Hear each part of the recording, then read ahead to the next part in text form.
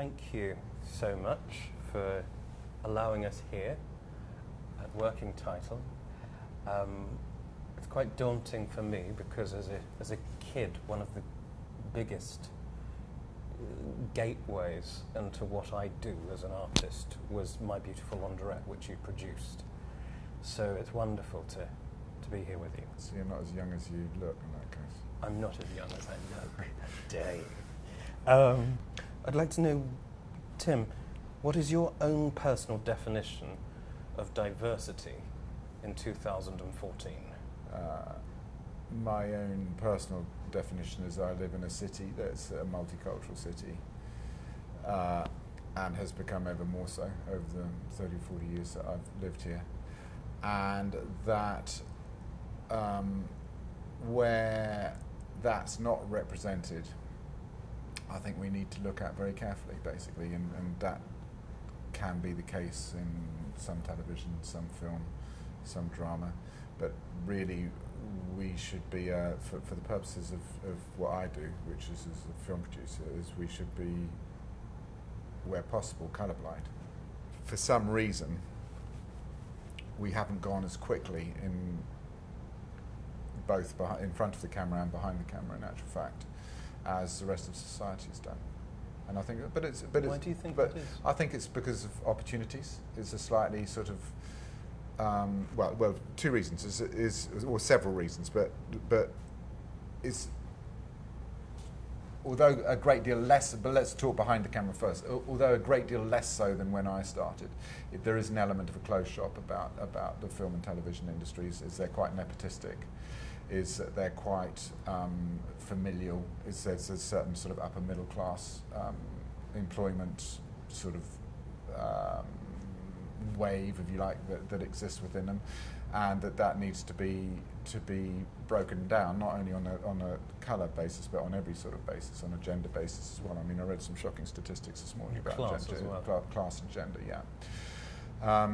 And you know, one of the things that I've always tried to do as a film producer is demystify the business, basically, because it serves those who wish to keep it as it is, to mystify it as much as possible. So it's something that I like to try and do, is to demystify it. But you know, it is definitely getting better, and you need to sometimes, in order to speed this process up, is you need to positively discriminate, basically. And I think that that's something that you can't sort of legally do, but you can illegally do, and that people in positions of power should be doing so.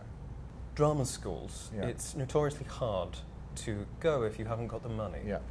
Do you think this is something that has always been the case? I think it's always been the case that it's pretty difficult to get into a good drama school without the money, and that there are always more people wanting to be actors than there are places in drama schools. And you know, in any area of this industry, whenever I'm talking to anybody wanting to get into any part of it, my biggest piece of advice is you have to be tenacious. Is you just have to. Is that no is a much more common word in entertainment than yes, and yes. You just have to get used to it, and you have to grow a thick skin about it. And every time there's a no, you have to look at how to get around that no, basically.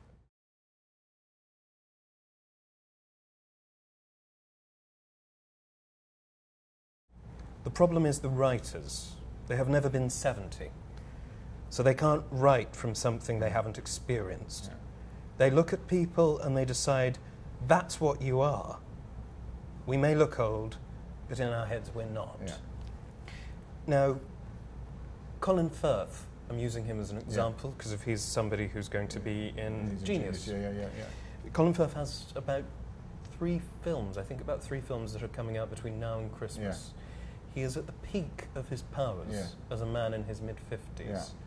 Why do you think in this industry it is not the case for women? I think it's been one of those things that where, you know, to be blunt about it, in cinema, people, it is perceived by the makers of movies that when a woman starts to lose her looks and glamour and all the rest of it, that an audience will not want to see her in the same way as when she had them. So there's what we call a 40-year-old cliff, basically. It's a very difficult duality, though, because it is a terribly difficult duality. But it's also to go off and be Norma Desmond. Yeah, but it's something that's is not something that's recent. It's something that's historical because it's since Hollywood began. It's been the older man and the younger studio woman. Yes, and that's just been the way of it, and men are lacking in that respect. You know, I think all you can hope for in sort of bashing that prejudice down is that people like Meryl Streep and Helen Mirren, who are having a time of their lives with great parts and great roles at the moment, can be a big banner waver for these things, and that if the parts get written for them, which they do, and they get cast, which they do, and those films get made, which they do, then that it proves to the money, basically, that it's fine to have a woman who's 50 or 60 or 70 years of age, and that actually audiences will turn out to watch them. There's probably a bracket of 5 or 6 women, yeah, all infinitely brilliant at what they do, yeah, but you don't really see anybody else. Is that, Beyond is that the same for everything? Yeah, I think that's the same for everything. I think it's probably the same for blokes as well. Do you know what I mean? I think that you know, there is a star system, and but I do think right now, because of the reliability in cinema of that older audience, is you will see some, you know, material specifically made for those people. Now, whether it involves older casting or not depends on the piece, doesn't it? But of course, chances are it will.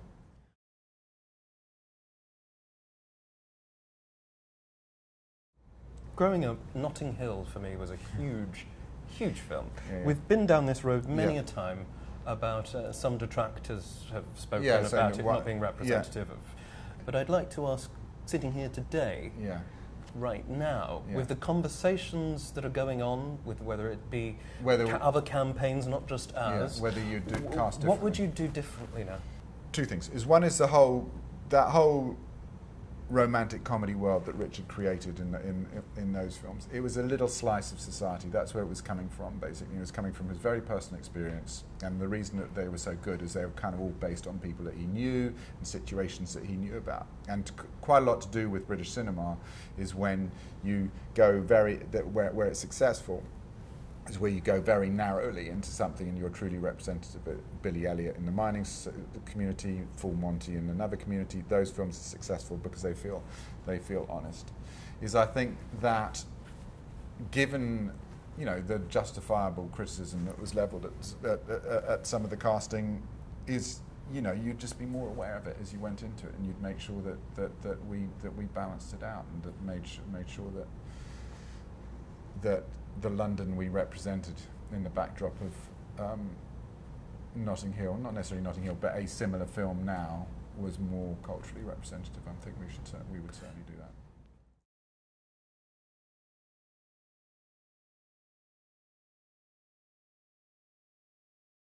Recently, at our launch event, we had a friend of our campaign, Alison Owen, stating that try selling something to Italy with a black star. Yeah. Try selling something to Sweden. Try selling something to Prague. There's no doubt that the whole, what we would call foreign market, there is definitely a racial barrier. You know, there are a few actors who can bash that down. Denzel, it doesn't make any difference. People are pretty colourblind about him if he's in the right sort of movie. You know, some of the bigger Hollywood black stars we're talking stars that open films. Yeah, that are properly open films. That's not the case, but there is definitely a racial element. Though interestingly, I was talking to somebody about this the other day who knows pretty well a lot about it, and he said that it was actually not as true that as it was 15, 20 years ago. Is that the world's getting that if a film's good, if it's an entirely black subject matter about a ghetto movie, say, it's probably going to be pretty difficult to sell it in Italy. If it's a film that is just cast in a colourblind sort of way, it's not going to be as difficult as it used to be. Would you, personally, lower your budget in order to sell a lead BAME actor or a lead actor with a disability in a film and it's not part of the narrative construct? Would you lower your budget and say, I, Tim Bevan, I'm not going to sell to Italy. I, Tim Bevan, I'm not going to go and sell to this country in order to well, put, it's pretty difficult. say, Idris Elba. The thing is, it's pretty difficult to sell to Italy at the moment anyway, so it wouldn't make a whole lot of difference to me. I think that, you know, it's the emerging markets you want to be worried about, and the emerging markets, the big emerging markets are, you know, Russia, China, the rest of Southern Asia. And I think probably the racial configuration of your cast is less of an issue there.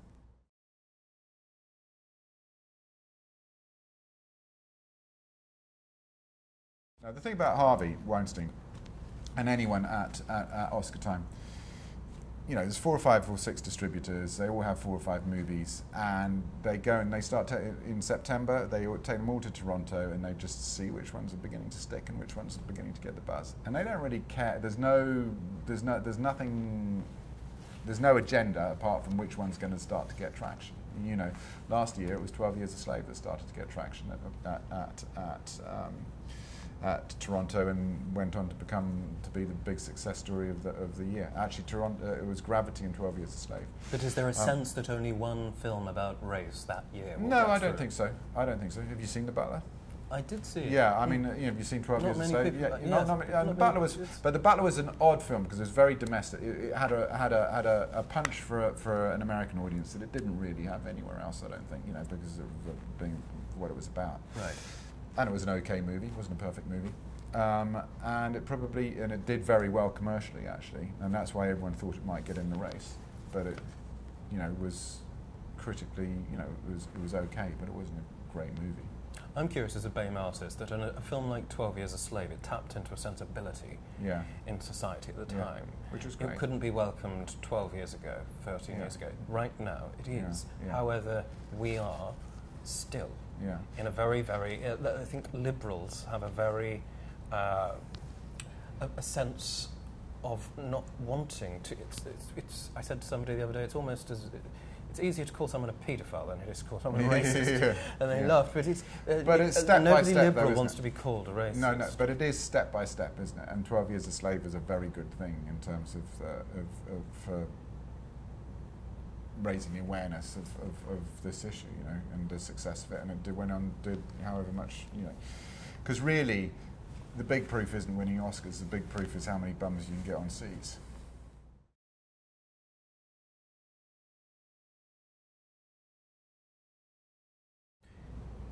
In 1985, you produced My Beautiful Laundrette, which I mentioned earlier. It changed the face of how race and sexuality on the screen in Britain, how it was examined. It had never been examined in that way before. Now, why do you think, specifically talking about race and sexuality, why do you think we've gone back? You've answered this a little bit in your other questions, but with sexuality, why do you think? Well, I think it goes in waves, these things. It's interesting, you know, is like now we're judging a lot of sexuality from the 70s, you know, with all of these court cases and things like that. And maybe we're in a conservative time. And what I notice is that, you particularly notice it in America, sometimes it's okay to shoot somebody with a gun in a movie, you know, straight through the head. Sometimes it's okay to see a pair of breasts or whatever it is, and sometimes it's okay to do this, but it goes in these odd waves of morality. And I think there's no doubt that the revolution of social media and everybody talking to one another is what's changed things the most. The way in which we communicate. The way in which we communicate, the way in which we judge, the way in which we make decisions. Those have been so radically changed. You know, it was when the whole internet thing started, there's a big concern in the movie business and television business was about piracy. But actually that wasn't the issue at all. The real issue was that people, the audience, were talking to each other in a far quicker way than they'd ever spoken to each other before.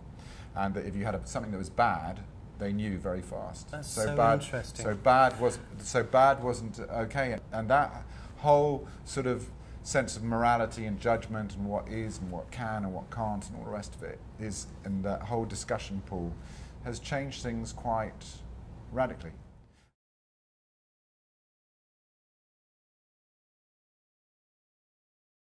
looking on your website, somebody has brought to my attention that out of, I think, like 110 films that you have, only 5 of them on your website actually show someone from the BAME community. That's not to say, I said to this person, that's not to say that in the actual films there's no other representation, but to lead with. So this brings me back to the point of scale, scope and quality of part. BAME actors. Well, I think the thing is that you'd have a BAME, you know, film posters are about movie stars, aren't they? No, it's about money. They're about money. They're about who's in it. They're about the biggest name in it, you know, so that... Of that moment. Of that moment. And actually there's more than 5, because I can think of more than 5 quickly in my head. But it's all about who the movie stars were, who were in that film and how you were trying to sell it, you know.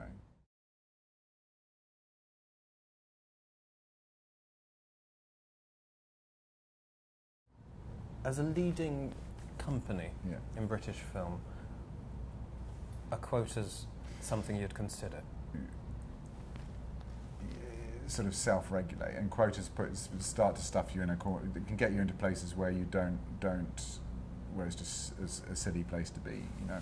So I think that I think what's important is programs like the one that you're running, where you make sure that people are aware, because I don't think that it's laziness that stops, rather than anything else, that stops people from being more representative in their casting or more representative in their crewing.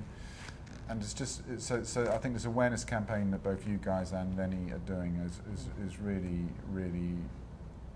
a really good thing, and that actually you won't need, hopefully by doing this, you don't need to resort to quotas or whatever. It's like any form of positive discrimination. Ultimately, it probably causes more issues in it than it resolves. I wrote an article for The Guardian a couple of weeks ago, and I was called, other than somebody said it's a shame that Mr. Lee Wynter is coloured, right? Which I thought was quite.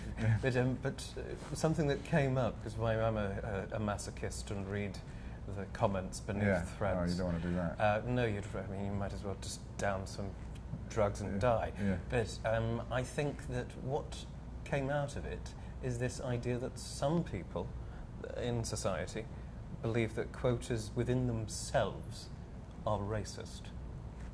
Yeah, no, that's nonsense too. That's also yeah. But I think either way. But I think that you know, it's every now and again. It's like Working Title hasn't worked with as many women directors as you know. It's made 100 movies, and we've probably made 10 or 15 where it's been and I thought the other day, oh, that's not very good. Better do something about that. And Sophia's doing my next movie. Brilliant. You know, but, and I think that is much more that you know, your own sort of sense of that's not quite right. That is important.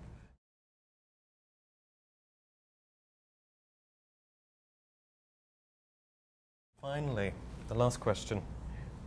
This is the big $1 million question. Tim, what personally are you going to do about it? I think we continue to do what we do, which is we try and make the best stories from the best scripts. But I think we make sure that we keep our eye open to both in front of the camera and behind the camera as to the you know, the people that are working on these films.